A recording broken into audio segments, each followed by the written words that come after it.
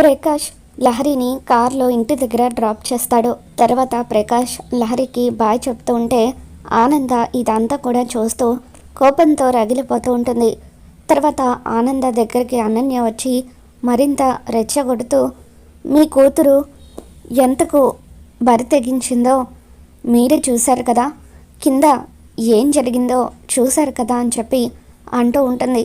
తర్వాత లహరి ఇంట్లోకి వచ్చాక ఆనంద లహరి చెంప పగలగొడుతుంది. నువ్వు ఆవేశంలో ఉన్నావమ్మా అంటూ లీలావతి ఆనందకు అడ్డు చెబుతూ ఉంటుంది.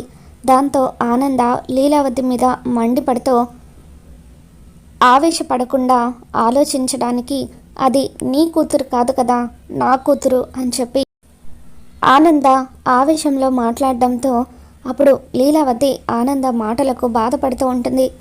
సారీ అక్క, తొందరపాట్లో ఆ మాట అనేశాను అని చెప్పి ఆనంద అంటూ ఉంటే అనన్య మరింత రెచ్చగొడుతూ, అనాల్సిందంతా అనేసి ఇప్పుడు ఆవేశంలో అన్నానంటే మాట మారిస్తే సరిపోతుందా అని చెప్పి అంటూ ఉంటుంది.